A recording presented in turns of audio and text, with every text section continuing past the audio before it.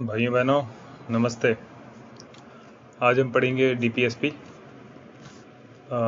लेकिन डीपीएसपी पढ़ने से पहले मैं आपसे पूछना चाहता हूँ कि उस आदमी को क्या कहते हैं जो बातें करता है बड़ी बड़ी लेकिन एक्शन कुछ भी नहीं करता। ठीक है, तो आप इस वर्ड को नीचे लिखिएगा ज़रूर। नाउ आते हैं डीपीएसपी पे। डीपीएसपी है part 4 of the constitution of India. ठीक है, इसमें आर्टिकल आ जाते हैं 36 से 51 तक। इन्हीं आर्टिकल्स को हम रिवाइज करेंगे आज। ठीक है, आर्टिकल 36 इसमें स्टेट को डिफाइन किया गया है, ठीक वैसे ही जैसे आर्टिकल 12 में किया गया था। ठीक है, आर्टिकल 37 में कहा है कि कोई भी कानून जो डीपीएसपी के खिलाफ जाता होगा तो वो अच्छा कानून नहीं है, गंदा कानून, छी कानून। ठीक है, अब होते हैं डीपीएसपी शुरू। तो सबसे पहले आ जाते हैं 38 आर्टिकल नंबर पे। आर्टिकल 38 दो बातें करता है, पब्लिक वेलफेयर और पब्लिक वेलफेयर और एक और चीज़ थी जो मैं भूल रहा हूँ, याद करना पड़ेगा, इसको बाद में करेंगे याद, कोई बात नहीं। एक चीज़ थी पब्लिक वेलफेयर, दूसरी क्या थी यार, होगी कुछ भी, बाद में देखते हैं याद आता है तो नहीं आता है कि नहीं आता है। अब आर्टिकल 39 इसमें 6 क्लॉजेस हैं।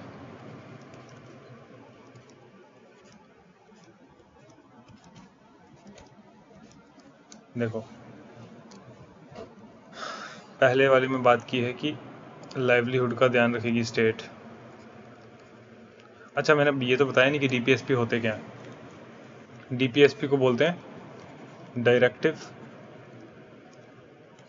प्रिंसिपल्स, यार सॉरी मेरे स्पेलिंग,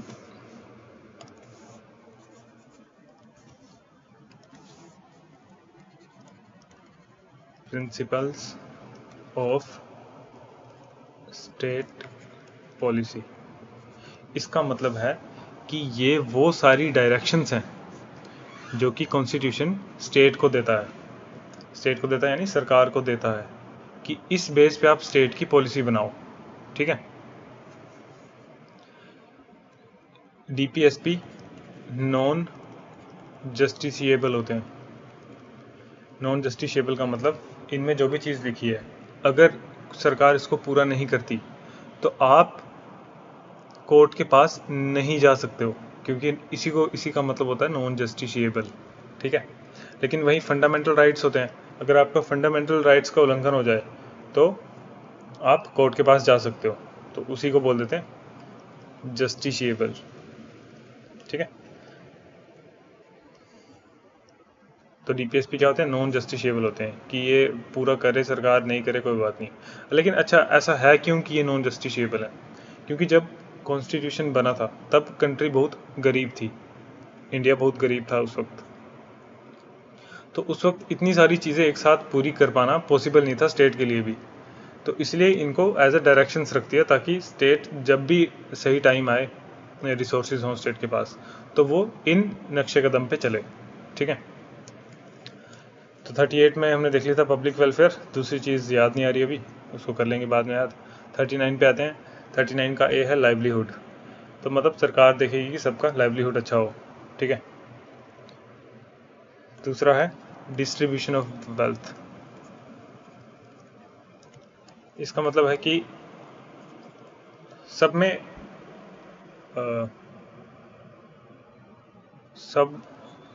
सभी लोगों में देश के वेल्थ डिस्ट्रीब्यूट हो। ठीक है, ऐसा नहीं हो कि कुछ ही लोगों के हाथ में। इसी के जैसा सिमिलर सी में आता है कि कंसंट्रेशन ऑफ वेल्थ को रोकना, कि ऐसा नहीं होना चाहिए ना कि कुछ लोगों के पास, 1% लोगों के पास इतना सारा पैसा है और बाकी के 99 के पास इतना सा है। तो ये क्या हो गया, कुछ हाथों में कंसंट्रेटेड हो गई वेल्थ, तो इसको रोकना भी स्टेट का स्टेट को डायरेक्शन दी गई है कि उसे ऐसा करना है। अब आते हैं डी पे। ये बात करता है equal pay for equal work. अगर दो लोग इक्वल काम कर रहे हैं तो उन्हें इक्वल पे मिलनी चाहिए। ये जनरली यूज़ होता है जेंडर के उसमें, कि जनरली वुमेन को कम पैसे दिए जाते हैं सेम वर्क के लिए, तो ऐसा नहीं होना चाहिए। ई है हेल्थ। ठीक है, एक एक कीवर्ड याद रखो बस। ये हैं तो बहुत लंबे लंबे, लेकिन आप कीवर्ड्स याद रख सकते हो क्योंकि आपको बहुत सारे आर्टिकल्स रखने हैं। तो equal pay for equal work. ई में आ जाता है हेल्थ। हेल्थ में क्या होगा, वही सरकार देखेगी कि इंश्योर करेगी कि हेल्थ देशवासियों की अच्छी हो, क्योंकि देश के लोग सिर्फ लोग नहीं होते, वो ह्यूमन रिसोर्स भी होते हैं एक देश की इकोनॉमी को चलाने के लिए। तो अगर उनकी हेल्थ अच्छी नहीं होगी तो अल्टीमेटली इससे इकोनॉमी पे भी फ़र्क पड़ता है। और एफ में आ जाता है चिल्ड्रन। इसको 86th अमेंडमेंट एक्ट 2002 से जोड़ा गया था। इसमें है कि 6 से 14 साल के बच्चों के एजुकेशन पे सरकार वो करेगी, कंपलसरी एजुकेशन प्रोवाइड करेगी। अब आप देखो, जैसे फूड सिक्योरिटी एक्ट आता है, तो वो किस किस डीपीएसपी को पूरा कर रहा है? लाइवलीहुड, क्या बोलते हैं, चिल्ड्रन के लिए जैसे राइट टू एजुकेशन आया, ठीक है ना, तो वो इस डीपीएसपी को पूरा कर रहा है।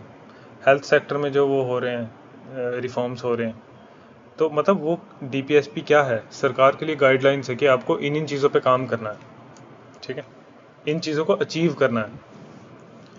तो 39 के 6 पार्ट हो गए। अब आ जाता है 39A। इसमें बात की गई है कि फ्री जुडिशियल एड। कोई गरीब आदमी है तो उसको फ्री जुडिशियल एड दे दो। 40 में बोलते हैं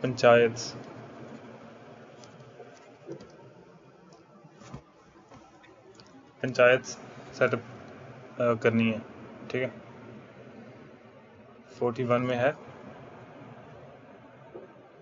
इसको ना मैं बाद में एक लॉजिकल तरीका बताऊंगा याद करने का। 41 में है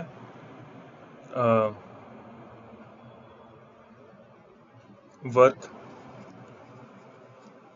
मतलब आप काम आपको मिल सके करने के लिए कुछ, वो इंश्योर करना। 42 में है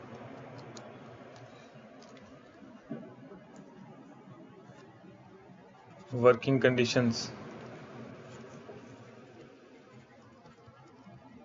वर्किंग कंडीशंस अच्छी होनी चाहिए।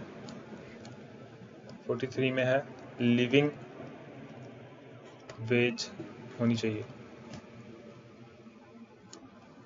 वर्किंग कंडीशंस, एंड इसी में मैटरनिटी लीव भी है, ठीक है। लिविंग वेज, अच्छा लिविंग वेज क्या होती है? देखो, एक होती है मिनिमम वेज। इसका मतलब है कि वो मिनिमम वेज वो वेज है जिससे आप रोटी, कपड़ा, मकान अफोर्ड कर सकते हैं, ठीक है। लेकिन लिविंग, जब आप सच में समाज में रहते हैं तो मिनिमम वेज पे आप सिर्फ ये सब कर पाएंगे। लेकिन लिविंग वेज का मतलब है इसमें आप एजुकेशन को जोड़ दो, इलेक्ट्रिसिटी वगैरह, ये सब जो आज की बेसिक नेसेसिटीज़ बन चुकी हैं, इन सब को अफोर्ड करने के लिए जितनी इनकम चाहिए उसको बोलते हैं लिविंग वेज, ठीक है। तो लिविंग वेज और मिनिमम वेज में फ़र्क होता है, याद रखना। 43 हो गया। 43A और 43B भी है। लिविंग वेज तक आ गए थे हम, मेरा फ्लो टूट गया थोड़ा। पंचायत वर्किंग कंडीशंस एंड, हाँ लिविंग वेज, वर्कर्स की पार्टिसिपेशन होना किसमें, मैनेजमेंट में, वर्कर पार्टिसिपेशन इन मैनेजमेंट। इसमें आता है कि promotion of working cooperative societies.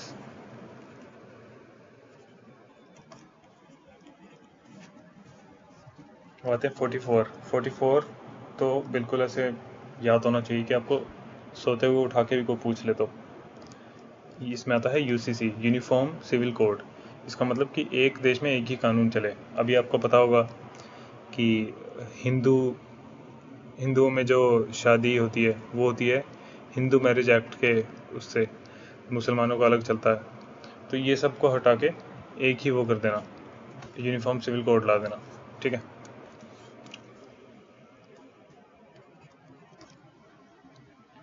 इसके बाद था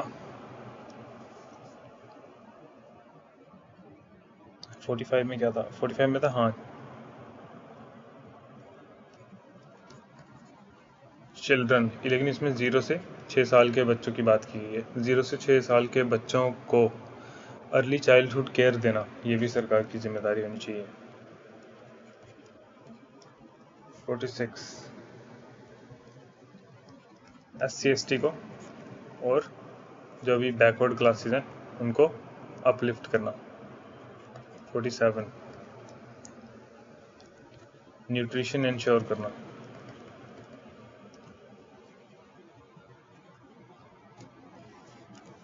ठीक है।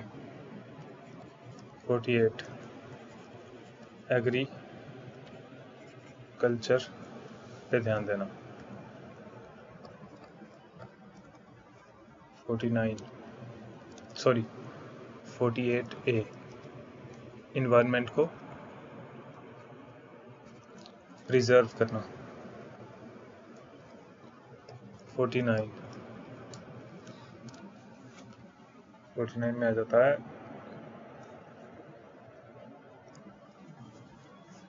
50 और 51 में था वर्ल्ड पीस। 50 में था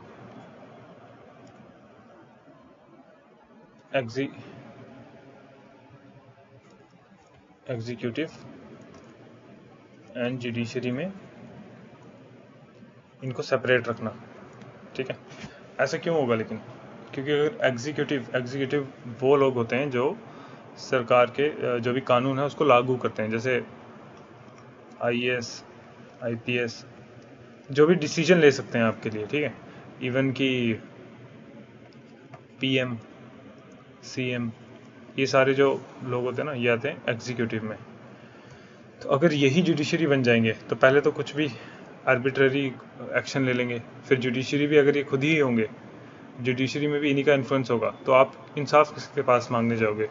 ठीक है। जिसने आपके साथ गलत किया वो ही आपको आपके केस को सुनेगा। तो इसलिए हमें क्या अचीव करना है कि एग्जीक्यूटिव और जुडिशरी अलग अलग हो जाए। ठीक है। इनमें पावर सेपरेटेड रहे।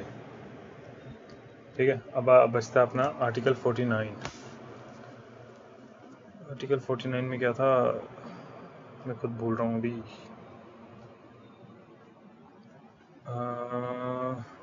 हाँ, इसमें कि जो मॉन्यूमेंट्स,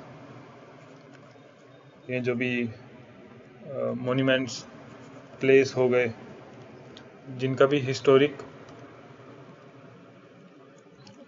इंटरेस्ट के हिसाब से, मतलब हिस्ट्री के हिसाब से, अगर कोई मॉन्यूमेंट या प्लेस या कुछ भी ऐसी चीज़ जो ज़रूरी है उसको प्रिजर्व करना।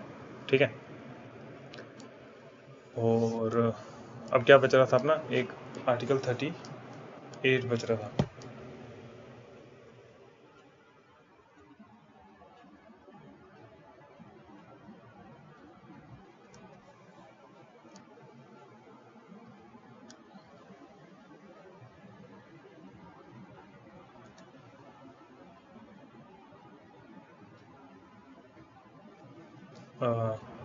पब्लिक वेलफेयर था और क्या था,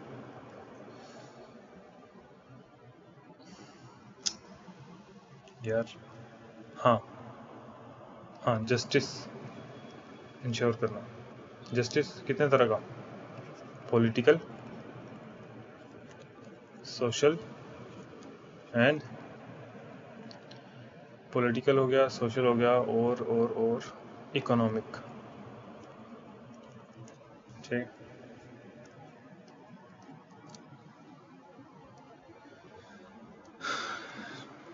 ठीक है। अब इसको याद करने की टेक्निक तो है, लेकिन वो मेरी काफ़ी पर्सनल है, आपको बड़ी वियर्ड लगेगी, तो वो मैं रहने देता हूँ। वैसे भी इस वीडियो को कोई देखने वाला तो है नहीं है। ठीक है, ओके, थैंक यू। और हाँ, इतना ही।